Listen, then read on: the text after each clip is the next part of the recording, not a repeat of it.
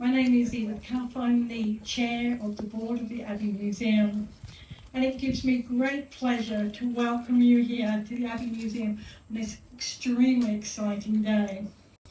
It's been a long time coming, but before we get into the excitement of the afternoon, firstly I'd like to acknowledge our honoured guests, Andrew Powell, Minister for the Environment and Tourism, Minister for Science and Innovation, Kerry Young, our Federal Member for Longman, Ariana Doolan, our State Member for Palmerston, Mike Ryan, State Member for Morayfield, Chris Whiting, State Member for Bancroft, Councillor Brooke Savage, our Division 1, Moreton Bay City Councillor, Philip Bacon, AO. Philip is the trustee for the Gordon Darling Foundation.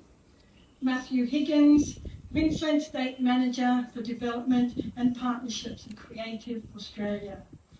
I'd also like to acknowledge our patron, Professor John Pern, the board of the Abbey Museum, members of the Abbey community, and our wonderful staff and volunteers. We have so many people here today who have supported the Abbey Museum and this project in many ways. I'm grateful that you've all taken time out of your very busy lives to celebrate this occasion with us. I am especially grateful that we have Lyndon Davis, an internationally acclaimed artist, educator and cultural performer of the Kabi First Nations people, to welcome us to our country. Thank you, Lyndon. Yoi, wanyatan, ngai mulubara mana, tangala languru, di wambin nanyagai mai baranandagai banya tingami, bidina naju, banya jimi, cakan barano juno, jundul goji, Galangonian. Hello and welcome. My name is Lyndon Davis, descendant of the Malula clan, coming down from sort of, the sunny coast down into these districts here to Torval country. And, I know a little bit of the language. I was born in Nambour, and I was raised, Nan raised me from a very young age. Nan said about 2 months old. And so Nan and Pop raised me in Nambour. I was born in Nambour. And so I was pretty lucky to, be told my heritage and background. I was very lucky at a very early age, Aboriginal from Malula. That's where great-grandmother was born and raised on the Malula River. And she was seen a lot over at Yandina. And she used to trade a lot of fish and crab and stag horns and ferns and barter with a lot of the local people there, the Lowe family in particular. And I live in Yandina, look at it, you wouldn't read about it, eh? Oh, wow. And she actually planted some bunyas that are there in the old house, the Lowe house, Gungalpa they call it, in our language refers to the place of good clean waters. Gung, the word for water. Gal is like Kalangor, Gal is sort of shortened version meaning good. And Ba is just referring to the earthly place of. Now, as I said, I was born in Nambour. Nambour is talking about a tree, a red flowering paperbark tree. I live in Yandina. Yandina is referring to going on foot. It's another way of saying land bridge. It's like a shallow ford in the Maroochy River. Maroochy, another word, Aboriginal word that refers to a nose, a colour of a nose. The nose is red. What bird's got a red nose? So we know that bird. Yeah, we know that one. That's that black swan. Very territorial bird. Very graceful looking thing, a beautiful looking thing. But you don't get too close to the nest there, you fellas. They'll chase you, they'll headbutt you, they'll do everything. Drown you, they'll try and drown you. But our landscape there, very, very resourceful, and I'm very lucky that I know a little bit about it, being born and raised there. And where great-great-grandmother was born, her name was Susan Undy. And it's the same as like Umundi, Curramundi, Undy. your undies? No. But, you know, that's the easy way to remember. But, you know, like Susan Undy, and she was, you know, and then you see Ewan Mundy, and they're saying, oh, he was referring to a very strong man. And so, you know, I am sort of fairly well built, no gamer, but, you know, I'm just saying, like, you were probably related somehow, somewhere. But I do live in between Eumundi and Curramundi, which is interesting. Yeah, yeah, Dina. But you know, Malula, where she was born on the river there, referring to the red-bellied black snake. Red-bellied black snake. Some people say, oh, it means snapper fish too, and also means rainforest too. Yeah, well, it's sort of like anything sort of black. Anything blackish sort of thing. Yeah, there's Mulu. I had a dog and his name was Mulu Me. And now you know Mount Me? Me in our language is referring to your eyes. Now I bought this stumpy tail cattle dog from Burpengary, which means green wattle, Burpengary. We got him from Burpengary and they called him Alice Cooper. Yeah, it had black rings around its eyes. This stumpy tail red cattle dog. And as soon as we got in the car, my missus is here, Nicole, and as soon as we got in the car, I've got to change that name. His name is Mulu Me. It just means black eyes. Yeah. So, you know, we use that language a lot. A lot of us speak it every day, refer to it all the time. Caboolture. Caboolture is referring to the carpet snake. It is the season of the carpet snake too, just quietly. It is. You know why? Because passion fruit's in season. So whenever you see passion fruit in season, it can be the European one to the native one. They're both the same. They're connected. I don't know. They're related, them fellas. Yeah. They come in the same time, same season. But we know that the carpet snake is related to that particular vine. When you look at the vine, it resembles the snake body. The leaves resemble the head and shape of the snake. And then the fruit is resembling the eggs. Yeah, very interesting. But it is carpet snake season. So yeah, Kabul means that, and Caboolture is the earthly place of. But some people also say Wongai for carpet snakes. So that's very interesting. So, you know, very privileged to be here to represent my family and to be involved with the Abbey Museum. I'm going to be doing some workshops here with the Abbey Museum in Easter time, passing on cultural stories that I know, cultural knowledge, local knowledge, empowering our community. The more we know about the place, the better we can look after it. And, you know, our families are really good at caring for things. And that's why we still got a lot of them. Yeah, the carpet snake's still here. Even the funnel web spider, what? Who was looking after that? Yeah, well, I can't say much. We were looking after red-bellied black snakes. Yeah, I had an uncle. His name was Herbert Chili. You should have seen him. He was Nan's younger brother. But when he was young, and they lived, you know, they lived in Bush Shack. Nan was born on the side of the mountain there in Bush. But, you know, wherever they lived, hard dirt floor houses and stuff, little slab huts and stuff. She said her brother always had snakes in his bed, and he slept with them like their pets. He had scorpions, centipedes. And I'm going, what? Who was that man? There, that fella over there. I'm looking at him different now too. What? Him? Oh, that's Uncle Bandy. Yeah, you should have seen Bandy's legs. He rode the horse too many times, eh? No. But he had the biggest varicose veins you could ever see in his, oh man, and his feet were the hardest things you ever seen. Oh yeah, he never wore shoes, this fella. Never wore shoes, and he was a brickie slave for like 40 years, and Nan said, yeah, all that cement must have sucked up into his foot. Yeah, he was one of them fellas, and he slept with red-bellied black snake, brown snake. I'm going, what? I kept my distance from him too. Yeah, he might have one of them snakes in his pocket. No, but you know, that's those family members that I grew up with. Nan had 6 brothers, so you know we were, you know, very well connected to my elders, and so I always pay respects to all our elders, past and present, people that are here today. You know, if it wasn't for our elders, a lot of us wouldn't know who we were and where we come from. So I always think about those old people. And, you know, together we live here today. So, you know, as we say, we're the next custodians of the land, of each other. And we always look out for that future generation. But I can't wait to be involved in the unveiling of the sculptures over here too on the 28th. So if you're not doing nothing, I know you're all going to be there. I know, I can feel it because it's very tight knit community here. And thanks for inviting me down to the southern areas. Tall country. Tor is the word for the ceremonial ring. Bull is the ceremony that's involved with it. And real spiritual sort of a place, which is, look at it, fitting, eh? You got very similar spiritual people living here today. So I would like to use this opportunity to play this instrument.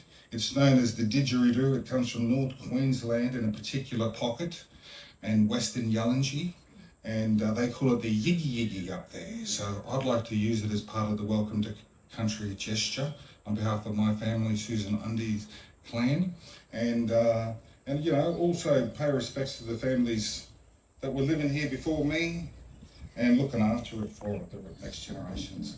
So here's a little bit of good didgeridoo, because I don't know how to play it like proper, just play it good. I say it all the time because it's the truth. If you want to learn it proper, you've got to get a teacher from up there and they'll learn the language. Yiggy yiggy means speak, so you've got to speak the language which is compatible with this instrument. The ancient voice of the future. Oh, look, I've got to stop talking now and I'll play us a bit more didge as part of the welcome. But Galang Gunyin, which means good you or thank you for the opportunity to speak on behalf of the families, be part of the Welcome to Country gesture. Your way, Telo Billa.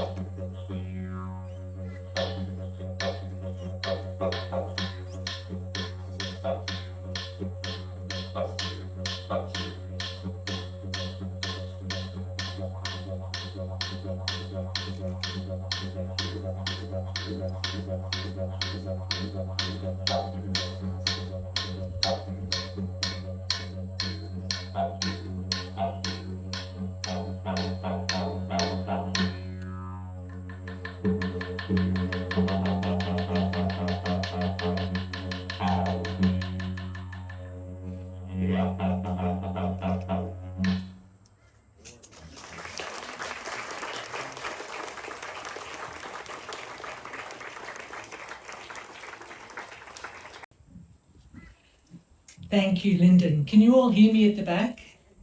Great. I don't think I've ever laughed so much in a Welcome to Country. What a fantastic educator you are. I think the best educators tell stories and use humour. Thank you. It was very special. And how wonderful that Lyndon shared with you our secret that is going to happen on the 28th of February.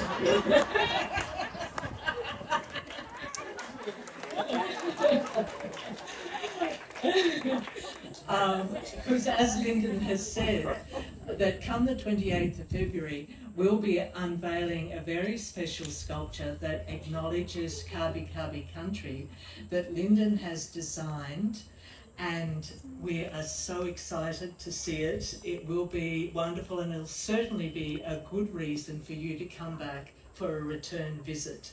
Absolutely.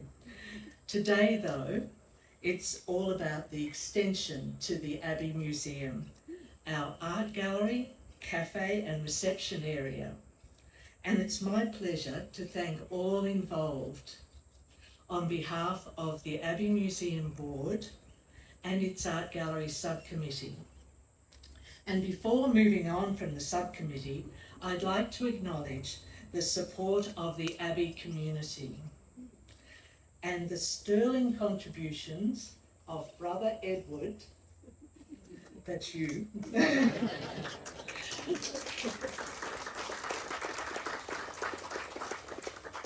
and our pro bono industry advisors, John Hook, Michael Barnett and John Waldron, who I know are all here today.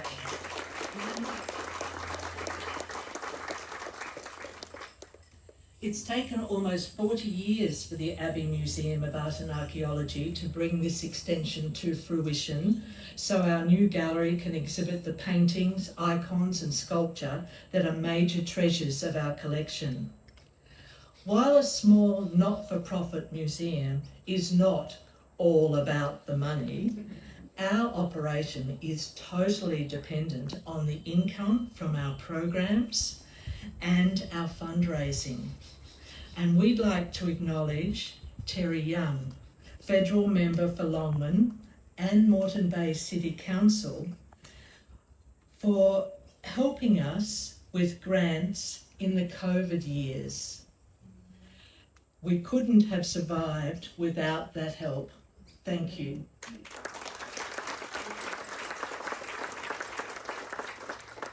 And we'd also like to acknowledge one very special individual here today, Ali King, whose unflagging support and that of Cameron Dick, Mark Ryan and Chris Whiting undoubtedly helped us to obtain the generous funding from the Queensland Government of $1.7 million for the extension, and then a further $250,000 towards the fit out of the art gallery and cafe. This funding, plus half again from our own hard-earned revenue, got the project over the finish line. We're grateful to have another big supporter, the Honourable Andrew Powell, Minister Environment, Tourism, Science and Innovation, here to open the extension today, and also the new State Member for Pumicestone, Ariana Doolan.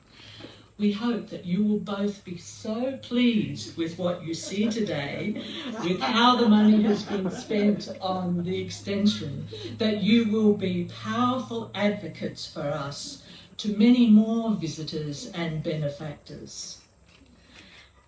One of the performance indicators for the Queensland Government is the employment created by the project. And its funding to build the extension allowed us to engage such professionals as the architects, Open Architecture Studio, especially Michael Baillie and Heinrich Olkers, who responded to a very tight timeline and our need to reduce the size of the extension to fit the available budget. Also, I see you now, I was looking for you. Hello, Heinrich. Thank you for your patience in that process. And our need to reduce the size of the extension, really, you responded to that very graciously. The project managers also are here today, Penny and Chris Gill from CoLab, and they definitely went an extra mile or two for us, so thank you also. And the builders ATG on a design and construct contract, whose ever-obliging site manager, Josh Newton. Paul, can you see Joshua anywhere? Oh, there you are. We would recommend to anyone. And that list is without mentioning the many consultants and contractors. There's so many people to thank. I don't want to forget Moreton Bay City Council, and especially Councillor Brooke Savage, who helped us to keep the cost down wherever possible. I'm afraid she was the recipient of many calls. The gallery's opening exhibition that you are hanging out to see, I know, and you have to sit through a few speeches yet, Inspired Images, The Art of Faiths, would not have been possible without an outstanding exhibition designer and all-round wonderful human being, Robert Allen, who's with us today.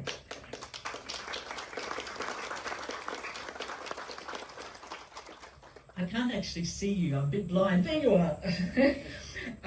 Who worked with us pro bono to translate the curatorial ideas into a vision realised by the exhibition fabricators, exhibit, the graphic designer, Andre Pilcher, who I can see here, absolutely wonderful, lighting by Verbatim, painting hanging by Nick Ashby, who I think is with us, and artefact installation by our own Michael Strong and Edith Cuffe.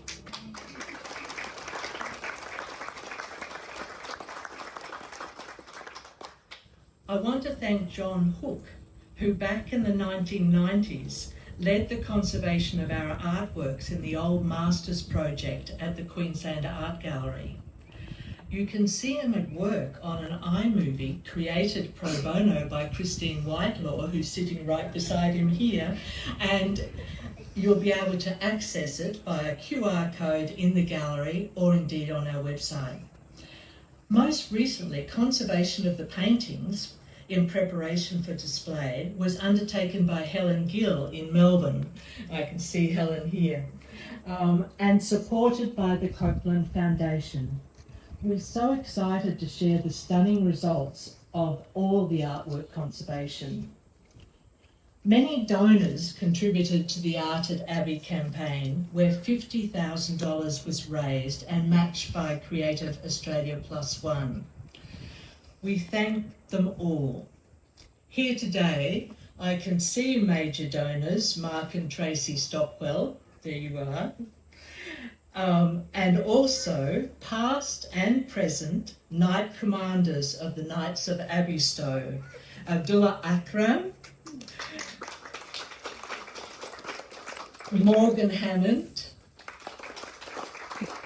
and the newest Lord Commander, Mike Spita. Thanks are due also to all the Knights of Abbeystow, to Lady Lynn, and to Paul Garcia for all his work on fundraising and the Abbey Café. Thank you. We are grateful that the Gordon Darling Foundation have funded the publication of the catalogue, authored by Michael Strong and Julia Jackson, and designed by the aforementioned wonderful graphic designer Andre Pilcher for the Art Gallery's opening exhibition. It's been my pleasure to work on the label and catalogue text with Michael Strong, Abbey Museum Senior Curator and Board Member, and more recently with Julia Jackson, Consultant Art Historian and our Paintings Researcher. I've learned a lot from them both. Finally, I'd like to thank all the Abbey staff and volunteers who've been involved in so many different ways in this opening. And I'll now hand over to Edith, our MC, who will introduce Julia. As a museum, we are committed to education and research. In preparation for the opening of the Art Gallery, the Abbey Museum, as Anne mentioned, engaged Julia Jackson to undertake a research project into our artworks. Julia's research was all crowd-funded by many generous donors. Today, we welcome Julia to share some of her insights into the collection and the challenges of tracking down and confirming the artists of our amazing artworks. Thank you, Julia.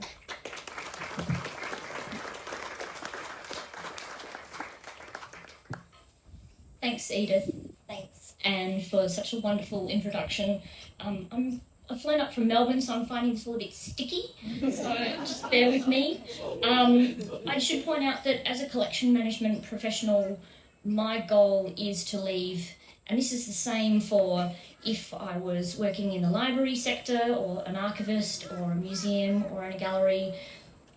Our ethos and something that we hold dear to us is to leave a collection in a better state than when we found it. And that is the guiding principle for why I said, yeah, sure, I'll research these 30 unknown paintings that are in a random collection in Culture, Queensland.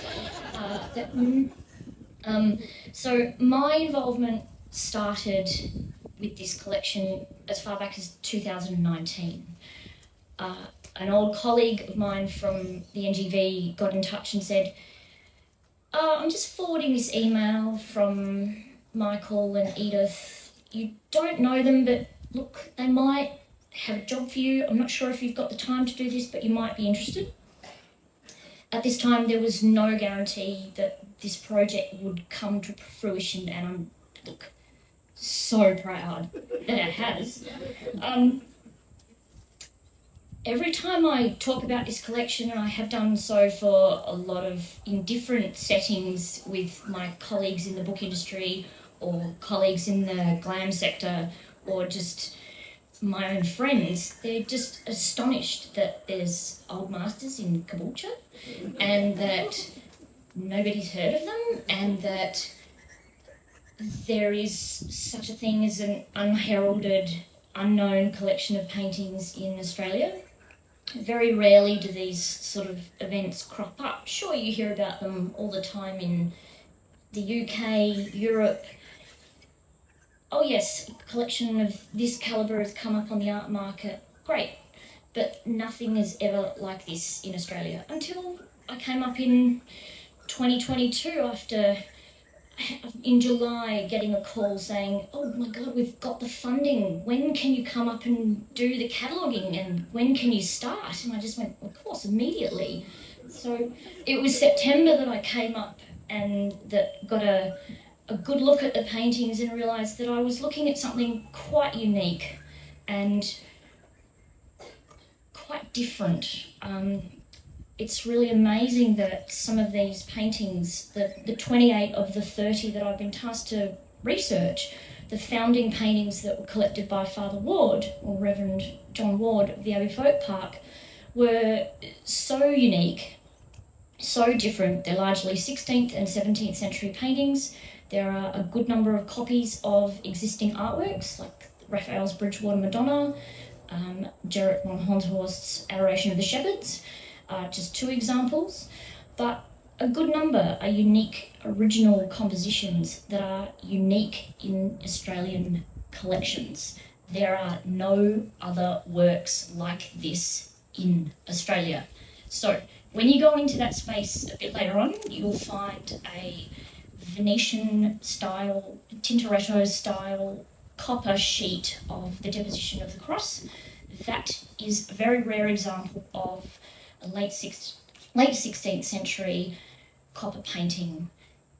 Venice was not a centre for copper panel painting, so that's quite an extraordinary thing in and of itself. The other one that you'll find is an Ecce Homo, which seems to sort of blend Flemish and Lombard traditions of painting. Jury's still out whether it's in the manner of Rubens or if it's a Lombard example from northern Italy. But what this collection does show is that even though it was formed as a group of paintings that is completely ad hoc, there are no acquisition records, there are no receipts of purchase, no provenance. Makes my job really hard, I've got to say. And I'll tell you all about it over a glass of champagne a bit later if you want to know. But one thing is really interesting in it is that you've got really good examples of the different schools of Italian painting and of just chiefly religious subjects of the time. And, you know, there's an example of something that's Bolognese, there's from Bologna, there's Lombard, there's few Venetian examples, but look, these are paintings that are not known largely within Australia and not known outside of Australia. In the research, I was contacting people about the collection and they were like, I've never heard of this. Where is Caboolture? So one thing that's certain about this collection and the new gallery build is that it's just going to ensure that more and more people can visit, learn about the collection and learn about what the collection has to tell us, and then hopefully we can, just bring a few more scholars out to have a look at the other treasures that are here too. So I've been so grateful to have been involved. So thanks everybody, and thanks to Paul for this visit, for putting Helen and I up while we've come up for this opening, and to Edith and Michael for putting me up last time, 2022, and also to the brothers and the sisters for just welcoming me with such great inclusivity and really trusting me with this work and with your paintings, your familiars in a way. So yeah, thank you. Thank you, Julia. The result of the research undertaken by Julia and our senior curator, Michael Strong, have been put together into a remarkable publication with the same name as our opening exhibition, Inspired Images, The Arts of Faith. And as Anne mentioned, the publication of our catalogue was made possible by a grant from the Gordon Darling Foundation, and we are extremely honoured to welcome Mr. Philip Bacon, AO, Trustee of the Gordon Darling Foundation, to launch the catalogue for us. Thank you.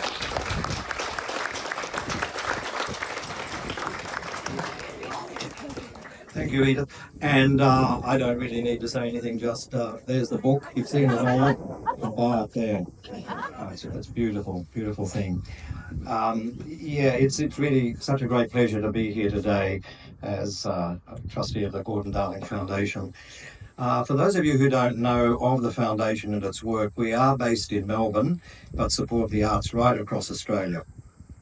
It was established by the late Gordon Darling AC in 1991 to provide assistance to the Australian visual arts through public institutions Australia-wide, and was the first foundation in Australia to focus specifically and solely on support for the visual arts.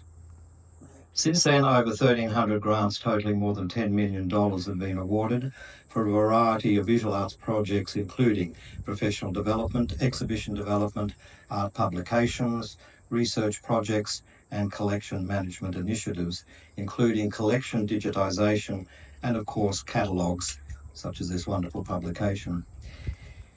Here are 112 pages of overwhelming beauty, full of fantastic images and stories, and all for the bargain price of $20. But no steak knives thrown in. It's fitting that a splendid collection such as the Abbey's be featured in such a stylish production, and we trustees are delighted with the final result. So congratulations to everybody involved, and to Julia also for your research. The Abbey's vision is to enrich people's lives through the stories created from its collection, with a focus on education and lifelong learning that is immersive, emotionally engaging, and even transformative. I took that off the website. I can pay sort of royalties, I guess. The catalogue means that this exhibition of a mere 65 of the Abbey's more than 4,000 items will live on as a resource that inspires and enriches people's hearts and minds. Others today will speak and have spoken, and you know also about the extraordinary events that transpired to have a religious community in London in the 1930s, along with its treasures ending up in Caboolture, Queensland in 1965. But I've got a small personal story to relate. In 1966-67, I was a law student at the University of Queensland and worked on weekends as an assistant at the now long-gone Grand Central Gallery in Brisbane CBD. I was an enthusiastic, if penniless, baby collector and would buy small works of art by putting down a deposit and paying them off via the lay-by system. That's the baby boomers afterpay. You all know about lay-by. Sorry. The gallery owner, Keith Moore, suggested that I could work in the gallery on weekends and during the holidays, and while I wouldn't be paid, the money I should have earned would be deducted from my debt. This suited me very well, as I was surrounded by artists and met clients who shared the same passion as I did. Amongst the people who called into the gallery were a couple of soberly dressed people, a man and a woman, who would appear every few weeks with wrapped parcels of small paintings, who would have quiet conversations with Mr. Moore and depart after a time with no parcels but contented smiles. And Mr. Moore was equally pleased, showing me the latest acquisition from his newfound friends, who he told me had come from England with a religious group and were funding their church and community by selling some of the thousands of artworks they owned. And Father George, I was told him about this a little earlier, he told me that these people were Father Francis and the Reverend Mother. And the Reverend Mother apparently was quite formidable. And I remember, I could almost remember her, and she was in a religious habit and had about, they're apparently just up the hill here, so I'll go and say hello later.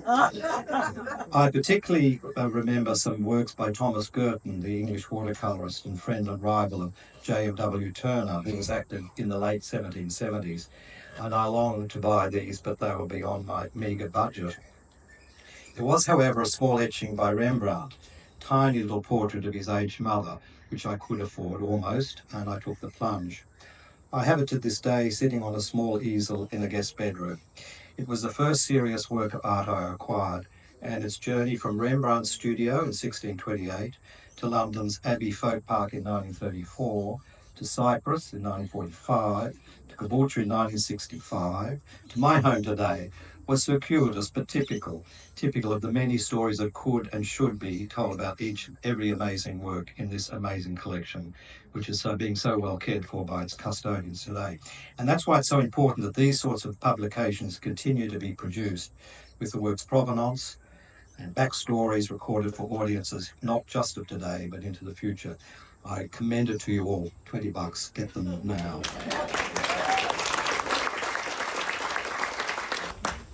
Thank you, Philip. The Gordon Darling Foundation also funded the publication of our fabulous stained glass catalogue known as Glorious Glass. So please, we worked really hard to build to find someone who would actually help us publish these books. So we're so grateful to the Gordon Darling Foundation. So please pass on to the other trustees how much we appreciate their support that enables us to publish in a really beautiful way aspects of our remarkable collection. So now is the moment we've all been waiting for. We are looking forward to be able to share with you the treasures displayed in our art gallery. And I'm pleased to invite the Honourable Andrew Powell to officially open the Abbey Museum extension with its new reception area, cafe and art gallery. Thank you, Minister.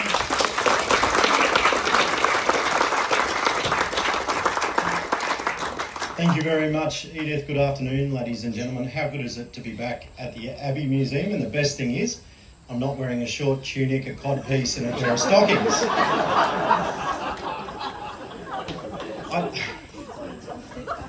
I'm not, Terry, I can guarantee you I'm not.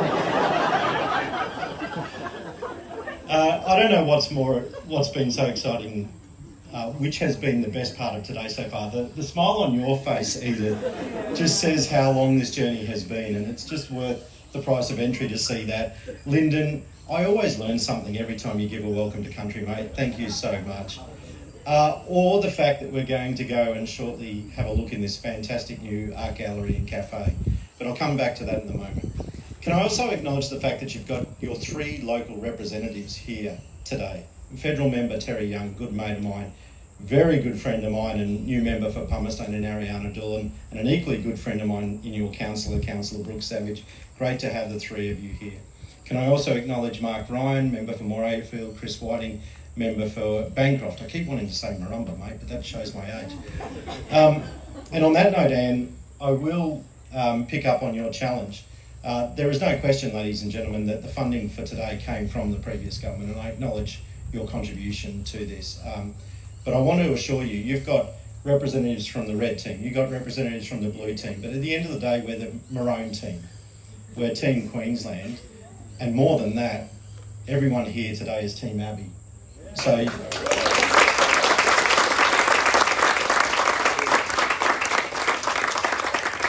trust me, you're not going to lose out with a change of government at all. And particularly knowing Ariana and how much of a bulldog she is, she'll be in my ear all the time. And given the fact that I only represent just across the other side of the Bruce Highway, I'm easy access for her. So it's going to be a good time. Folks, I am like a kid in a lolly store today. It's a little known fact that when I was doing high school just down the road at Grace Lutheran College, despite being one of those math science kids, I continued to do art my entire high school career. I'm not a very good artist. I'm actually colourblind. So graphite pencil, black and white, was my forte. Black and white photography was my forte. But I've always appreciated the importance of art to society.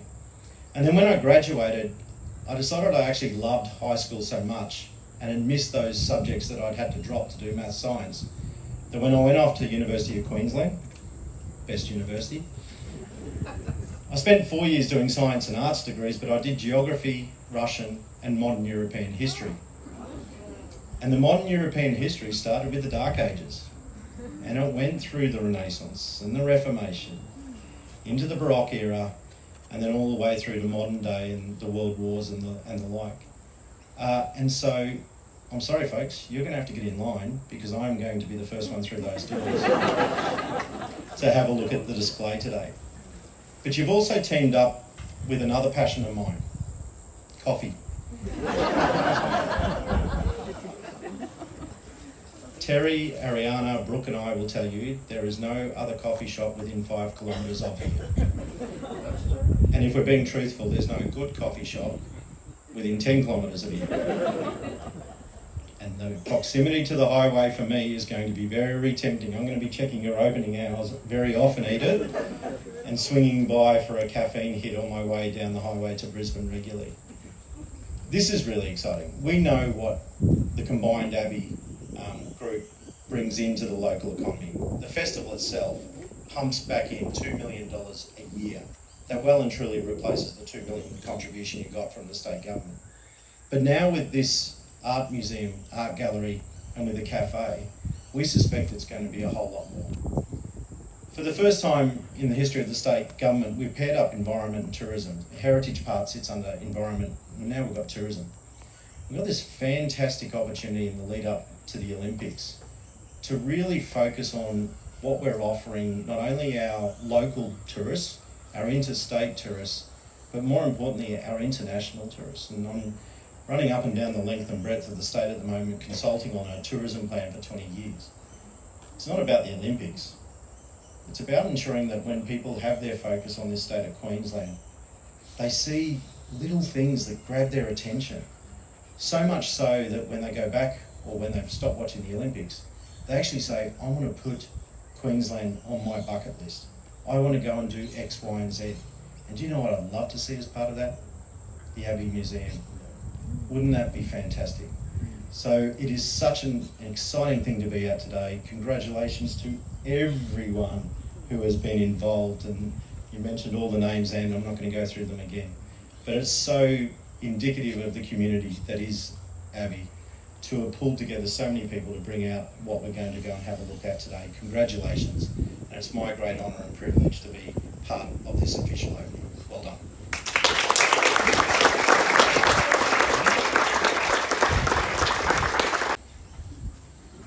The building's a bit far away for the prize.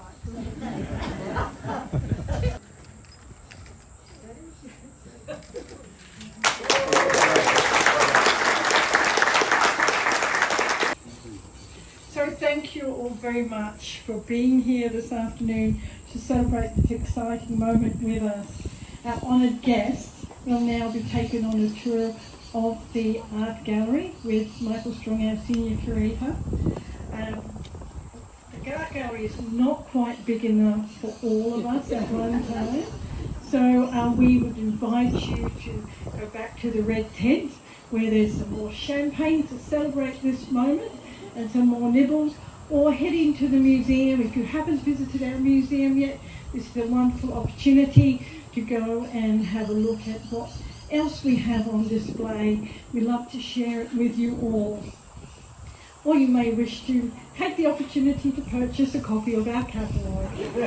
So I'm so grateful that you've all come along this afternoon to celebrate with us. We are very excited and we're very proud of what has been achieved here. And we hope you enjoy, and please tell your friends, family, anyone about our museum, because your patronage and people visiting us, which keeps our doors open and enables us to continue to enrich the lives of all our visitors, which is the core of what we try to do here. So thank you all very much for coming. Thank you everyone who's contributed, all our donors, all our supporters in any way. We are deeply grateful, and please enjoy the rest of the afternoon and a very special. And the coffee shop is open for everybody. And the coffee shop is open if you would like to purchase a cafe. And I've been told I'm not a coffee drinker, but I'm told it's good. Or very good. Very good. Thank you all once again. We enjoy the rest of the afternoon. Thank you.